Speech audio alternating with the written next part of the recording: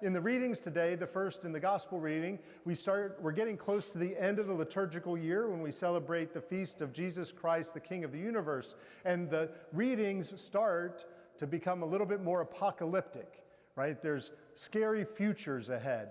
And that's not meant to really give us fear, but it's meant to give us hope and trust in the one who is the God of all of history. And so we come here today mindful that God has chosen to be with his people. And he comes to us in this Eucharist. We receive him in our hearts as we prepare by calling to mind our sins, and we trust in his mercy and forgiveness.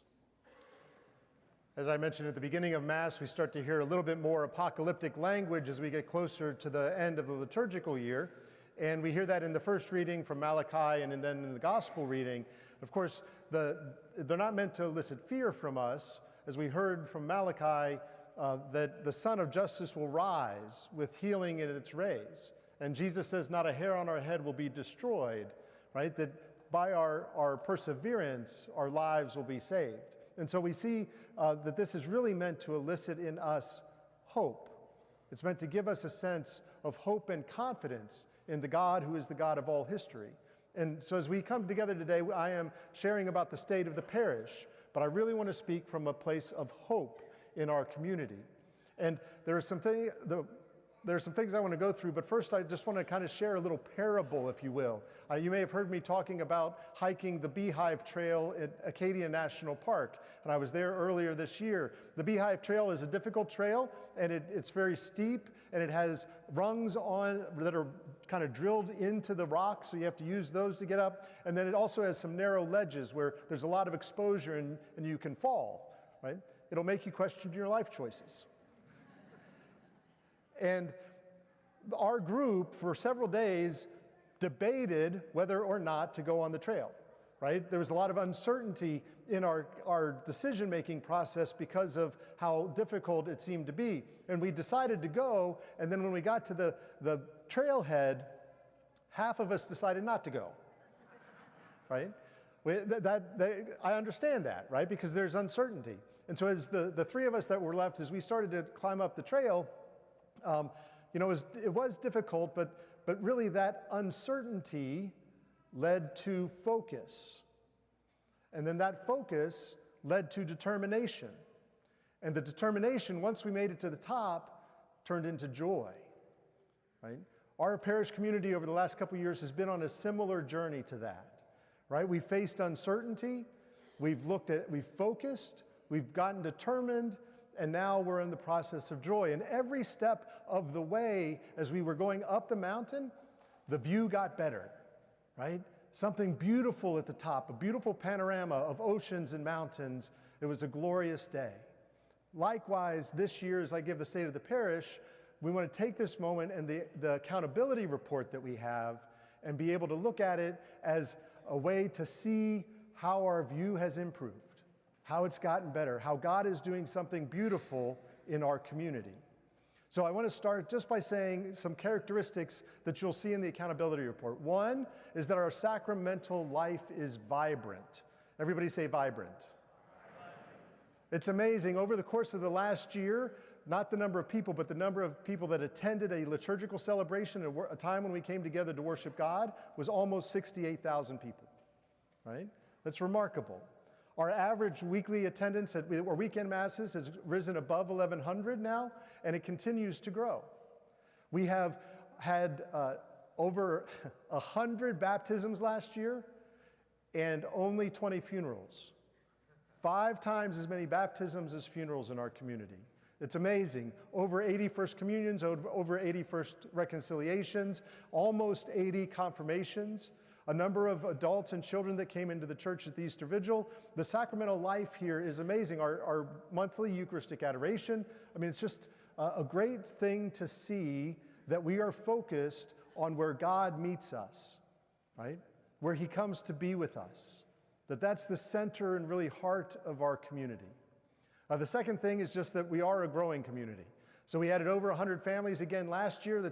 We have that a number of years in a row. Now we have some families that leave for different reasons, but we had 118 that joined our community. That's a testament to you, to your witness to the faith, to your love for each other and for God. It is a witness to your generosity and your welcome and hospitality.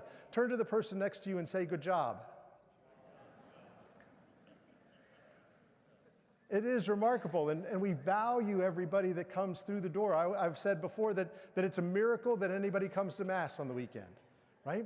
And it is because it's a response to God's grace. It's the work that God is doing. So we continue to also be a growing community, and those are lives that are touched and changed. One parishioner had said to me, literally, she said, this community has saved my life, right? That's an amazing testament to you. The third thing is that we're very active in the things that we do, in service of others, in our generosity towards others. And so last year we had almost 1 pint of blood a day donated to the Red Cross, 361 pints of blood. Over 300 meals delivered for poor families at Thanksgiving last year. We finished our 11th Habitat for Humanity home, right? Another great gift that we cooperate with other parishes in helping to build. We had our newer ministry of Walking with Moms in Need, journey with 9 women in their pregnancy and as they gave birth. One of those women had said, I don't know how I would have made it through my pregnancy if it wasn't for your community, right? You are part of what God is doing.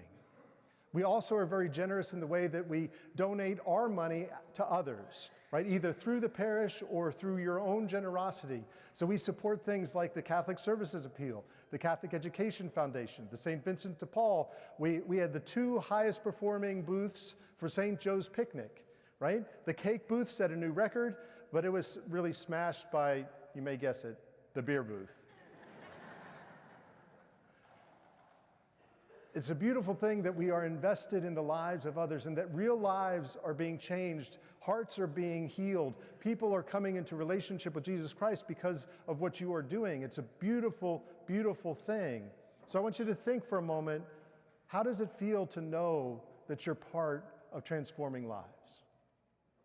How does it feel to know that you're making such an impact in the world? Right? How does it feel to be part of really a transformational community? It is a beautiful, beautiful thing. Now you'll recognize, of course, that a couple years ago we had financial difficulties. We had to do the new roofs. We had additional debt that we took on, up to $5 million in debt, which is below $5 million now, but we were there, almost $500,000 a year in debt service.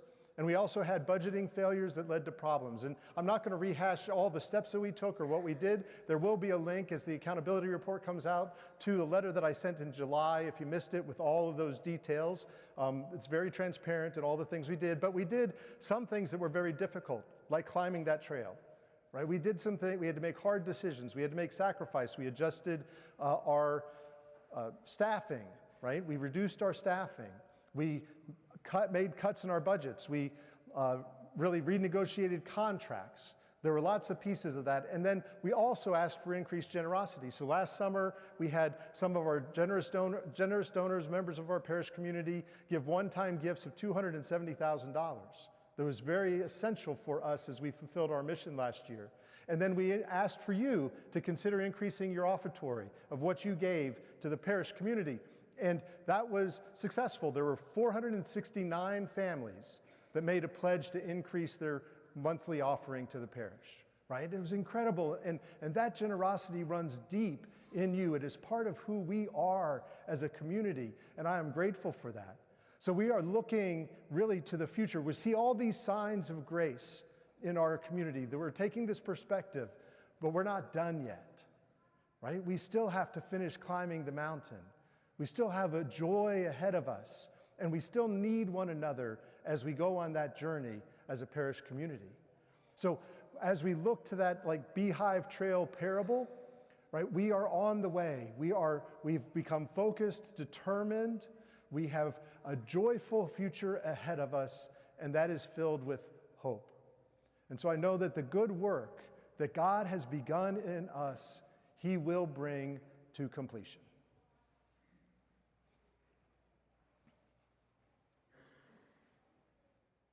And then I've got some sad news to share with you. Archbishop Shelton, because of a pastoral need, has asked Father Loy to take on another assignment. I know, it's very sad, actually.